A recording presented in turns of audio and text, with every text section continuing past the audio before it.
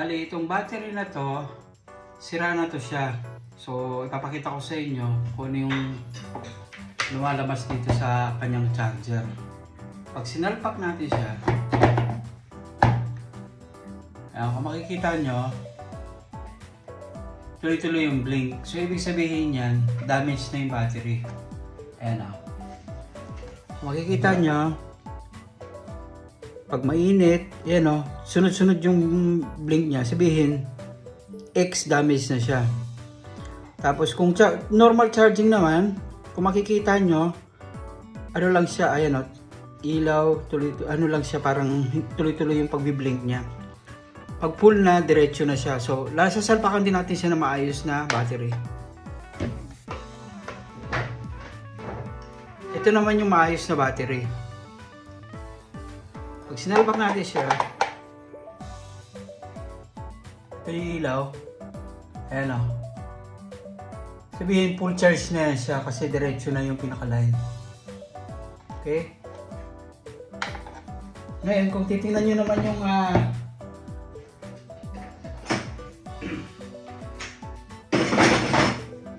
itong charger na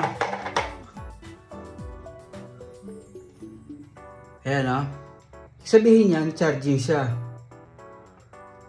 Charging.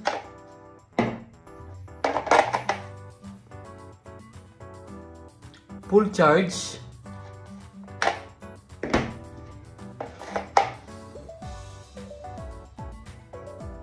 Damage.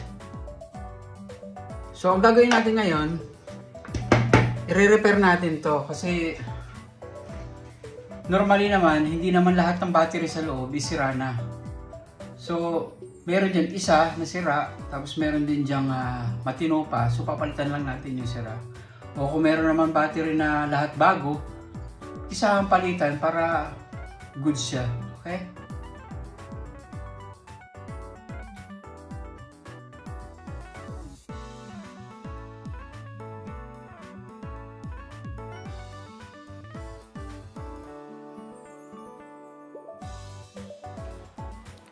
Yan, bali, tinanggal ko na yung battery niya.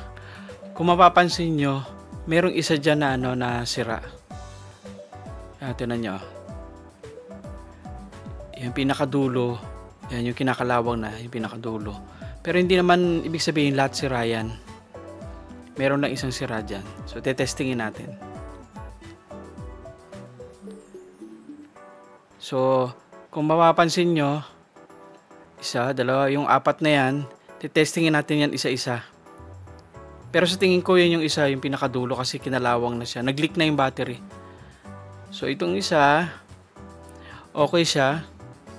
4.35 volts. Okay yan.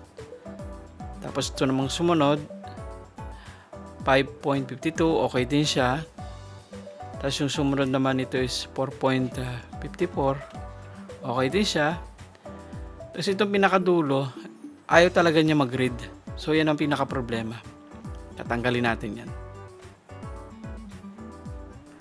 O, yan dulo na yan. Tatanggalin natin yan. Sira na yan. So, ayan o. Babaklasin na natin siya. Gagamit lang ako ng kutsilyo nito. Sisikwatin lang natin yan. Ayan. Ingatan nyo lang yung siyempre baka masugatan kayo. Kahit gumamit kayo ng pro na kutsilyo dyan, wala namang problema. Sikwatin lang natin. Tapos pagka natanggal na yan. So, ayan o. Kung mapapansin nyo, wala na. Leak na yung pinaka-battery na to. Ayan o. Sira na yan. Tapos, tatry natin ulit. Titest natin siya. Ayan o. Ayaw na siyang ayaw na siyang mag 3 to 4.7 volts. Test natin uli siya para makasure tayo. Okay, 6 volts, okay. Tapos 5.98, okay. 6.05, yan, okay. So good lahat ng battery na to. So yan tinanggalan natin siya. Meron akong kinuha ito battery to sa ibang battery pack. Yan, sira na rin yan, pero meron pa naman mga ibang battery na okay pa. Tinanggal ko lang siya. Isasalpak na natin to dyan. Pero bago natin salpak, i-test muna natin para makasure tayo na gumagana siya. 4.97 or 96. So, good na good yan. I-sure lang natin na tama yung positive tsaka negative niya. Para yung polarity niya is okay. So, yan. Tatry na rin natin siya i-test.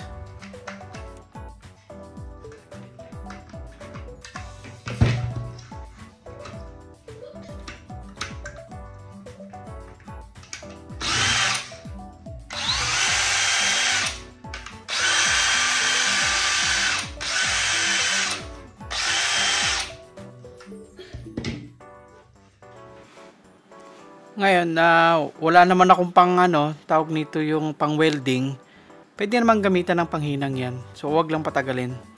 Ginagawa ko, hinihining ko muna yung battery bago ko siya sinasalpak para konting init na lang siya pag kinabit natin yung pinaka plate.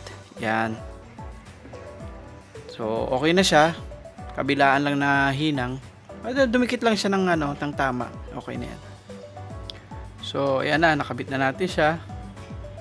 So, halataan nyo naman kung ano yung pinalitan kulay dilaw. Salpak na rin natin siya.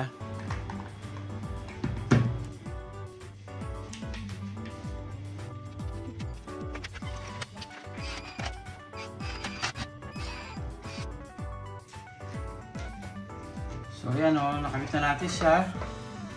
Tingnan natin ngayon kung magcha-charge naman. Okay. See?